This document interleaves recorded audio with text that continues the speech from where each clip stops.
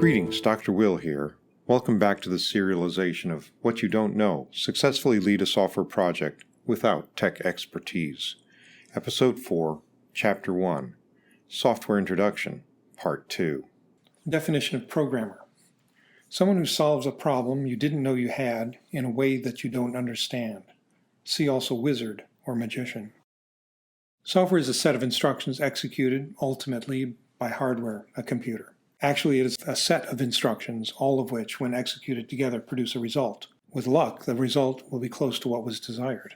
Some of the sets of instructions are already written and available for use. Using them comes down to, quote, invoking them, with the correct data formatted in just the right way, to produce a part of the result. How it is invoked and what data and information is provided during the invocation will determine exactly what it will do. Knowing exactly what it will do when invoked depends largely on experience with that particular version of that system. So many systems are built today on existing systems. This creates its own risk because the systems aren't owned by the developer or founder. How can it be guaranteed that they will continue to do what is desired and needed? Abandoned software projects, commercial and free and open source, litter the landscape scattered amongst the rotting corpses of the enterprises that relied on them. All software projects, including SaaS, software as a service, projects necessarily heavily rely on off-the-shelf existing systems for the infrastructure that supports the application. If an entire system had to be built from the ground up every time, there would be, 7 applications in the known universe? This creates a dependency that must be managed as part of the software product's overall system. The system is more than just the hardware and software, at all the different levels of the project. The system also includes the tools used for producing the software and testing it. It includes the training materials and documentation that are provided to end users. It also includes the tools used to manage the end-user relationship. All of this infrastructure and all of these tools are constantly changing. Most of the changes are smallish upgrades, but over time they accumulate, and before you can say abracadabra, a version of the core part of the system has been deprecated, announced that it should no longer be used. And changes must be made before it goes away entirely.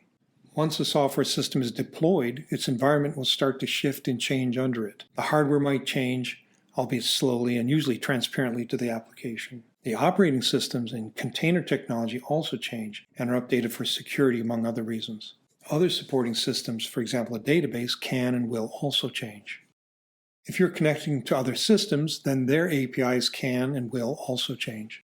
We were integrating one system with Shopify, and every other week Shopify changed their API in ways that forced us to change how we were interacting with it. It became a joke how often we had to change our system to respond to changes in the Shopify API.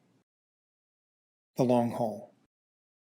Adding features or modifying how certain features work also causes rework in other areas. The training videos that have been painstakingly put together have to be modified to be up to date with the new features and functionality. Even features that don't change will start to look old and out of date if the demo material in the video has dates from years ago. The legal and regulatory environment also changes unpredictably. Anyone involved in managing medical information has to be aware of HIPAA regulations. And for online payments, SCI information requires special handling. Systems need to be built so that hackers cannot access customers' data or customers' data.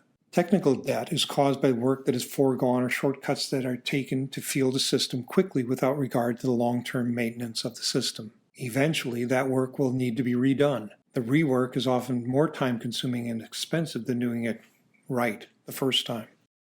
For example, if an MVP project made simplifying assumptions and built a database that was not properly structured, this technical debt will need to be paid at some point in the future. The gamble that the founder takes is that there will be sufficient cash, MRR, monthly recurring revenue, coming in at that later date to pay for the re-engineering effort. The problem may become that there's not sufficient monthly revenue to pay for the re-engineering effort, but there's a large enough customer base to warrant continuing. If there were too small a base of customers, then that would suggest closing the project and moving on to something else. If there's not enough cash to provide the wherewithal to improve the software, but just to keep operating it, it's a zombie.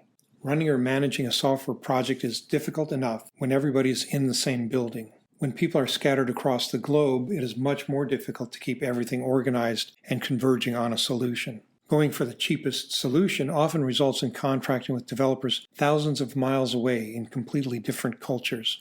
Documentation, all necessary forms of documentation, ought to be produced and managed. Many or most developers are disinclined to produce documentation. Some development processes shun it. But without documentation, there is only tribal knowledge. And if contractors are being used, then it is their tribe that will carry away all that knowledge. Most MVP projects don't have a wealth of wealth, so the cheapest solution is often sought to preserve capital. No waste of money on ceremony or documentation. Just write the code and get it out the door as fast as possible. And when errors are detected, then fix the bugs and get that out the door as fast as possible too.